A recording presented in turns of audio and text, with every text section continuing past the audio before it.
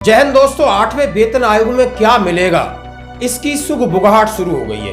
यानी आजकल माननीय प्रधानमंत्री जी बिल्कुल ओवर कॉन्फिडेंस में बात कर रहे हैं और बात जहां भी कर रहे हैं अर्थव्यवस्था की बात कर रहे हैं। आपको ये वीडियो देखना होगा। भारत के फ्यूचर की दिशा क्या है,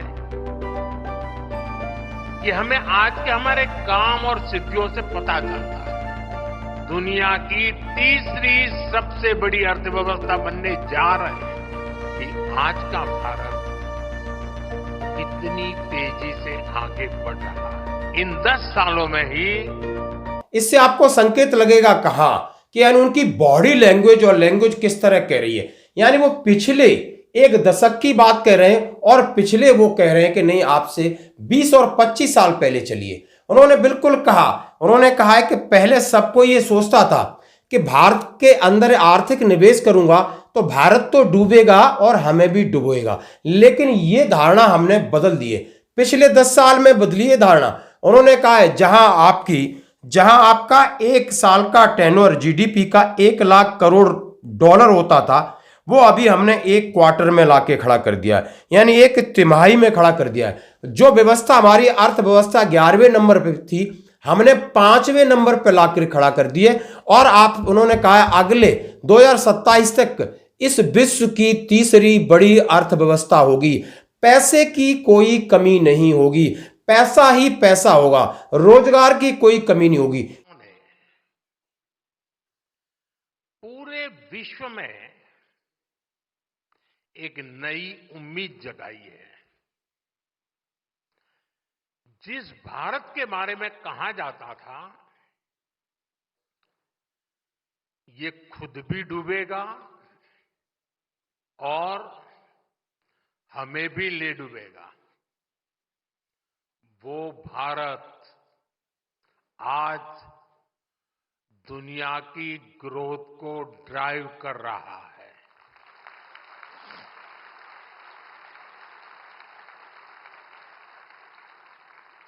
इतने बड़े कॉन्फिडेंस में, जैसा मैं हमेशा कह रहा हूं कि इस बार इन्होंने लक्ष्य रखा है अर्थव्यवस्था का, लक्ष्य रखा है इकोनॉमी ग्रोथ का, लक्ष्य रखा है कि भारत को बहुत आगे ले जाना है, लक्ष्य रखा है हर फील्ड में। उन्होंने कहा है मैंने 25 करोड़ लोगों को गरीबी रेखा से बाहर निकाला, जितने कई देशों की जनसंख्या नहीं है। उन्होंने इस बात का हवाला दिया कि पहले के लोग, प्रधानमंत्री कहते थे कि दिल्ली से 1 रुपया चलता है तो 15 पैसा उस व्यक्ति तक पहुंचता है जिसके लिए 1 रुपए के साइन किए, 85 पैसा कहां जाता है। उन्होंने कहा अब ऐसा नहीं है, डीबीटी डायरेक्ट बैंक ट्रांसफर के जरिए हमने 42 लाख करोड़ सीधे सीधे ट्रांसफर किए। 1 रुपया का मतलब 100 पैसा या 100 पैसे का मतलब 1 रुपया सीधा आपके खाते में जाएगा। मैं भारत के फ्यूचर की दिशा क्या है, ये हमें आज के हमारे काम और सिद्धियों से पता चलता है। आजादी के 65 साल बाद भी भारत दुनिया की 11वें नंबर की इकोनॉमी था। बीते दशक में हम दुनिया की 5वें नंबर की इकोनॉमी बने और अब उतनी ही तेजी से दुनिया की तीसरी सबसे बड़ी अर्थव्यवस्था बनने जा रहे हैं। साथियों, मैं आपको 18 साल पहले की भी याद दिलाता हूं। ये 18 साल का खास कारण है क्योंकि जो लोग 18 साल की उम्र के हुए हैं, जो पहली बार वोटर बन रहे हैं, उनको 18 साल के पहले का पता नहीं है, इसलिए मैंने वो आंकड़ा लिया है। 18 साल पहले यानी 2007 में भारत की annual GDP 1 lakh crore dollar तक पहुंची थी। यानी आसान शब्दों में कहें तो ये वो समय था जब एक साल में भारत में 1 लाख करोड़ डॉलर की इकोनॉमी एक्टिविटी होती थी। अब आज देखिए क्या हो रहा है। अब एक क्वार्टर में ही लगभग 1 लाख करोड़ डॉलर की इकोनॉमी एक्टिविटी हो रही है। इसका क्या मतलब हुआ? 18 साल पहले के भारत में साल भर में जितनी इकोनॉमिक एक्टिविटी हो रही थी उतनी अब सिर्फ 3 महीने में होने लगी है। ये दिखाता है कि आज का भारत कितनी तेजी से आगे बढ़ रहा है। मैं आपको कुछ उदाहरण दूंगा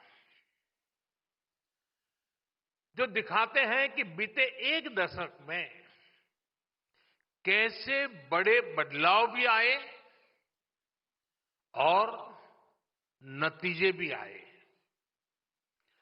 बीते 10 सालों में हम 25 करोड़ लोगों को गरीबी से बाहर निकालने में सफल हुए हैं।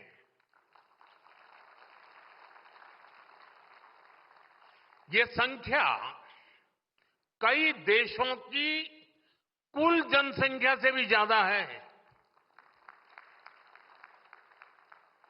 आप वो दौर भी याद करिए जब सरकार खुद स्वीकार करती थी, प्रधानमंत्री खुद कहते थे कि 1 रुपया भेजते थे तो 15 पैसा गरीब तक पहुंचता था।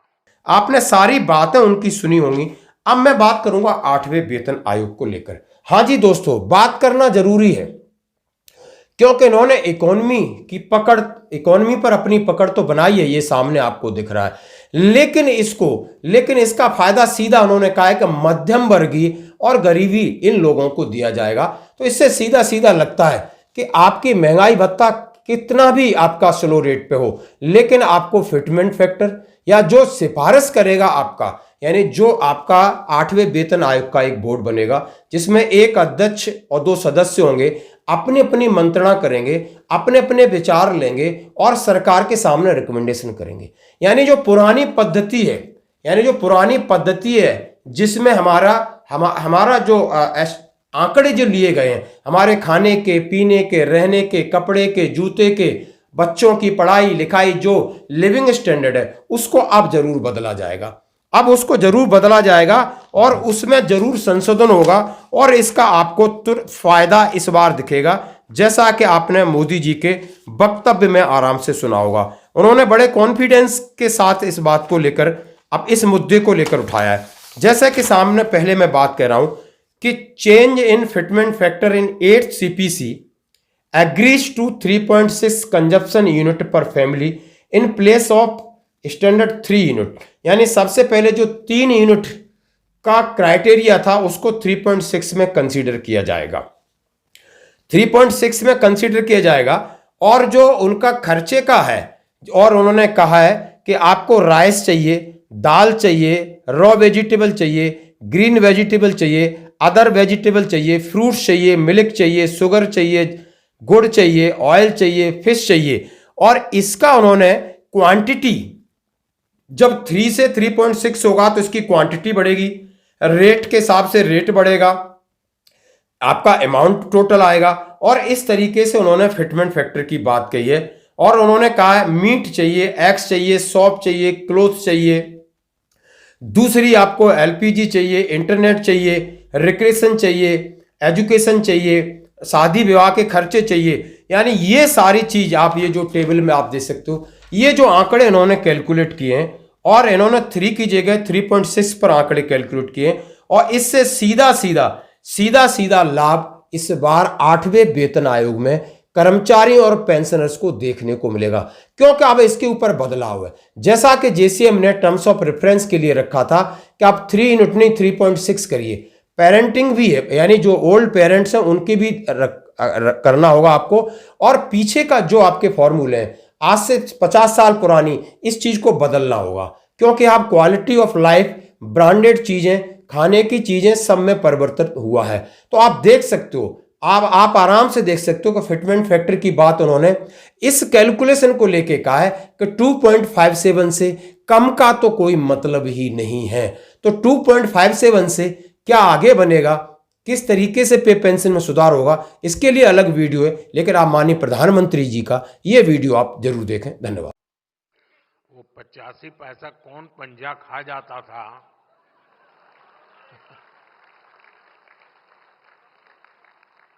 और एक आज का दौर है। बीते दशक में गरीबों के खाते में डीबीटी के जरिए डायरेक्ट बेनिफिट ट्रांसफर, डीबीटी के जरिए 42 लाख करोड़ रुपए से ज्यादा ट्रांसफर किए गए हैं। 42 लाख करोड़ रुपए। अगर आप वो हिसाब लगा दें रुपये में से 15 पैसे वाला, तो 42 लाख करोड़ का क्या हिसाब निकलेगा। साथियों, आज दिल्ली से 1 रुपया निकलता है तो 100 पैसे आखिरी जगह तक पहुंचते हैं।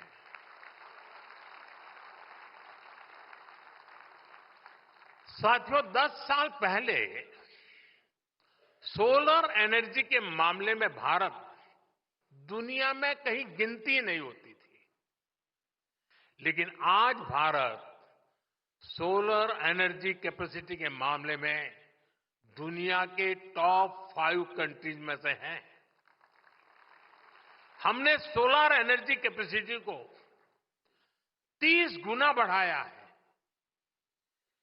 सोलर मॉड्यूल मैन्युफैक्चरिंग में भी 30 गुना वृद्धि हुई है।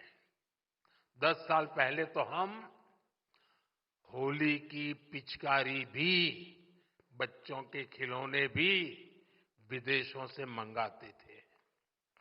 आज हमारे टॉयज एक्सपोर्ट्स 3 गुना हो चुके हैं।